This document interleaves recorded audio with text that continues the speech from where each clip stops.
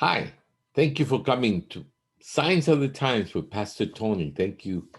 And like we said last week, we have Daniel 8 today, a very profound chapter. What we're going to learn, what's going to happen in the end time. We start learning all this. I hope you like Daniel 2, Daniel 7, and now Daniel 8. Okay, so let's dive right into it. Yep. So we don't want to make this video, like I said, very long. So we start here with a welcoming page. So welcome to Signs of the Times with Pastor Tony. This is our email right here. Please take note of our email so you can write to us, and our place in the web right here. So you could come and visit us and see our YouTube channel. And please subscribe to the channel if you haven't done so. Put a like, that's going to help us spread the word and share with your friends and loved ones. Okay, so here we start Daniel 8, and we start reading immediately. In the third year of the reign of King Belshazzar, a vision appeared unto me, even unto me, Daniel, after which appeared unto me at the first. Okay, the first that he's talking is not Daniel 2, because Daniel 2, the vision was to the king. But in the vision in Daniel 7 was the first one that Daniel had. And this is the second one. They're about 2 years apart, okay? And it's coming to the end of actually Babylon's kingdom with Belshazzar, which was the last king. Okay, and let's keep reading too.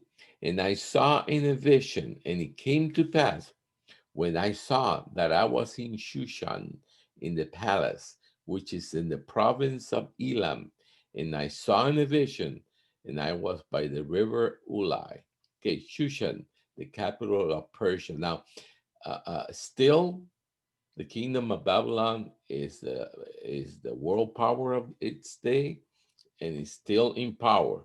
So Daniel came here to Persia on the king's of Babylon business. Okay, so he was in business for the king of Babylon.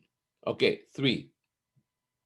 Then I lifted up my eyes and saw, and behold, there stood before the river a ram which had two horns, and the two horns were high, but one was higher than the other, and the higher came out last. Now remember in Daniel 2, the bear with one side higher than the other one. Well, this, just remember that. I'm not going to give you the interpretation till we get a little bit in the middle of this chapter. The angel itself is going to start giving you the interpretation, okay? And I will help you. 4. And I saw the ram pushing westward and northward and southward, so that no beast, in other words, power of his day, might stand before him. He was the strongest. Neither there was any that could deliver out of his hand, but he did according to his will and became great, this kingdom. Okay, the Medo Persians. 5. And as I was considering, behold, a he goat came from the west on the face of the whole earth and touched not the ground. He was going quick from the west. Okay, the west of the kingdom of the Medo Persians. So, in the direction of Europe, he was coming from there. And the eagle had a notable horn between his eyes. Now, remember the bear, and right after the bear came what? The leopard. Very good. Okay, that had 4 wings. He was very quick, and 4 heads. And you remember what the meaning of the 4 heads? So let's keep reading.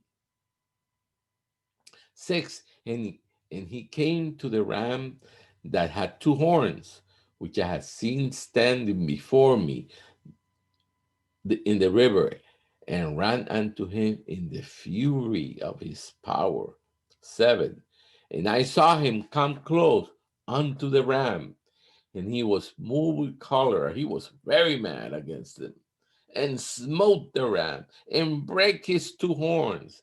And there was no power in the ram to stand before him, but he cast him down to the ground and stamped on him.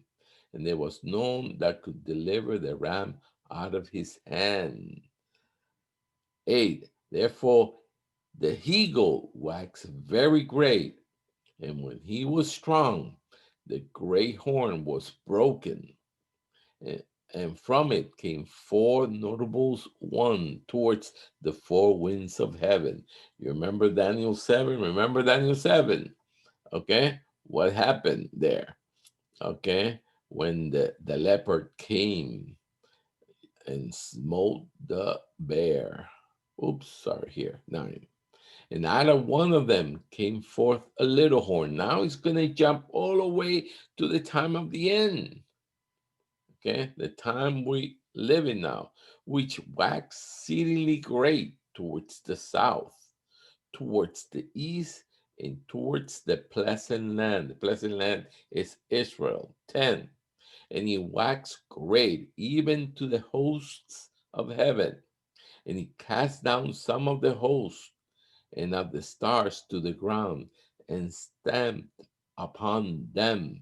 This is a pretty heavy prophecy because it's talking about the end, but also remember one thing: man history goes in cycles.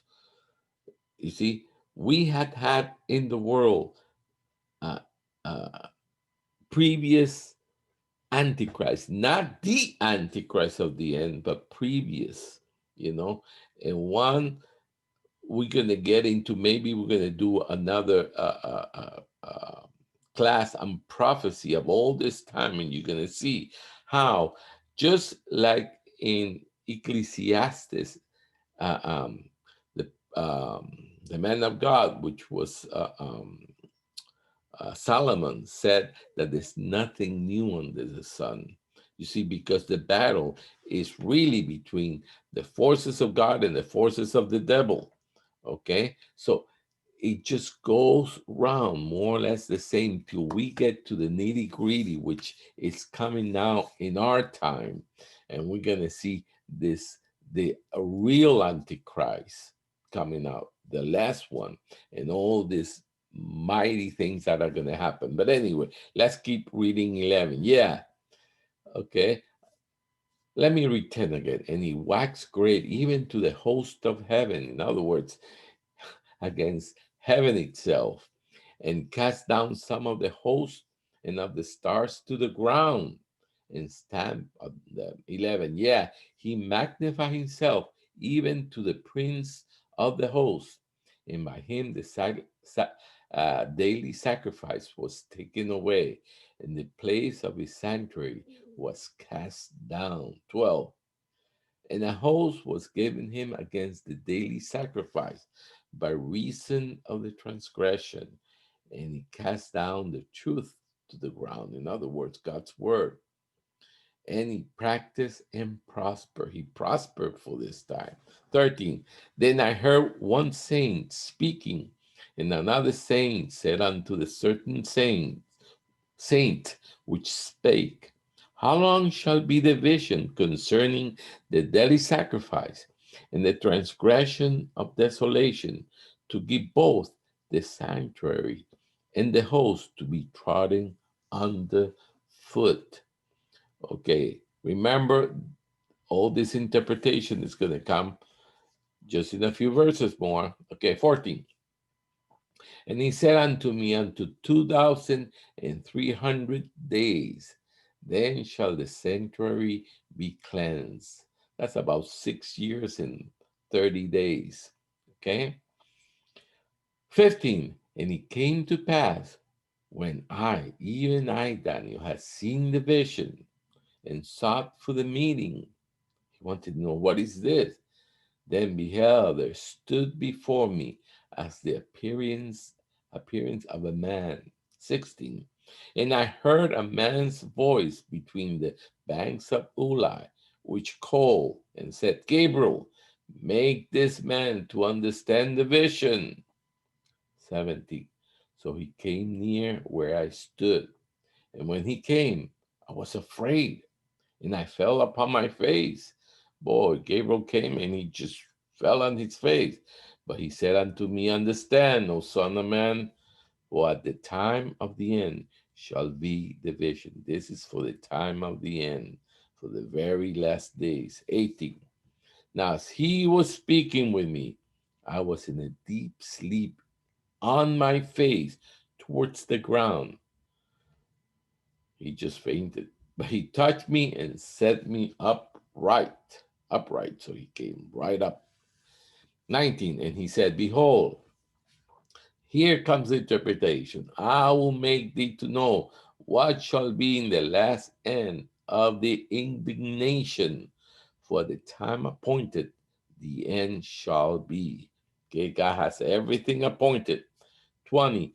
The ram which thou sawest having two horns of the kings of Media and Persia. Imagine Daniel was still in Babylon. The Medo Persian Empire hadn't taken over. Okay? So this is a pretty heavy prophecy. It tells you even the name of the kingdom that was coming. 21. The road goat is the king of Grecia. Imagine over 300 years before he's telling him which is the kingdom that is going to come after the Medo Persians. Okay? And the great horn that is between his eyes is the first king. We know from history that was Alexander the Great. And we saw a little bit in Daniel 7, remember? 22. Now that being broken, wherefore stood up for it, for the kingdom shall stand up out of the nation. Four kingdoms, I'm sorry, shall stand up out of the nation, but not in his own power, not in the power of Alexander the Great. And we went over that in Daniel 7, if you can remember. And then now it brings it directly to the end. Verse 23. And in the latter time of their kingdom, when the transgressors are come to a full, a king of fierce countenance and understanding dark sentences shall stand up. Okay, the Antichrist is talking about the Antichrist. 24. And his power shall be mighty, but not by his own power, no, but the devil's power, right? And he shall destroy wonderfully and shall prosper in practice and shall destroy the mighty and the holy people, God's people. Isn't that amazing? So that's the little time that the devil is given. So his antichrist, the son of perdition, will come. 25. And through his policy also he shall cause craft to prosper in his hand. Lies. We live in a time of lies. And he shall magnify himself in his heart in pride, and by peace shall destroy many. He shall also stand up against the prince of princes, but he shall be broken without hand. Remember the vision in Daniel 2, the rock, okay? The rock that smite all the other kingdoms, and he became a mighty mountain that covered the whole earth as the kingdom of God over the whole world. This is the same vision, the same thing, amazingly, okay? Now, this, let's go with 26. And the vision of the evening and the morning which was told is true. Wherefore, shut down up the vision, for it shall be for many days. In other words, this is for not your time, Daniel. This is for the end. This is written, and the vision is given so other people in the end time will know what's happening and what they could expect. 27. And I, Daniel, fainted. It was sick certain days. So he didn't understand what was going on. Afterwards, I rose up and the king's business. And I was astonished at the vision, but none understood it. He didn't understand what was going on. What's going on? Okay. So this is the vision. And who gave us the interpretation? The angel. So we know. So he went from in this one, it didn't go like Daniel or Daniel 2 or Daniel 8 that gave us, you know, this one went from Greece all the way direct to the end, and he concentrated more on the end time, the kingdom of the little horn, the devil. Okay, so here you remember, this is the statue in Daniel 2. You remember the parts? Then here in Daniel 7, depicted by one, two, three, four, five beasts. But in Daniel 8, it talks about two beasts and it goes back. You see, uh, um, the devil, the devil is the one that inspires, the kingdom of man. Though God has the control at the end, you know, but when the Lord show the king the kingdoms of the earth, he showed him like a big statue that was still, though he looked terrible, it's still,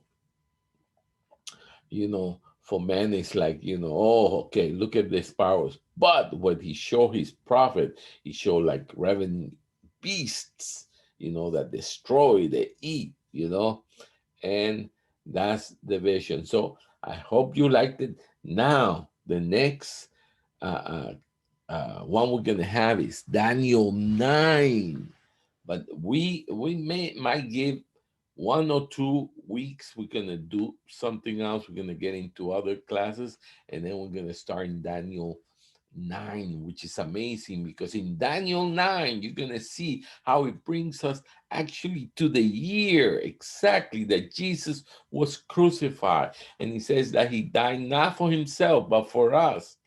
So, and this is hundreds of years, after Jesus, I mean, before Jesus was born. So, this is amazing prophecy.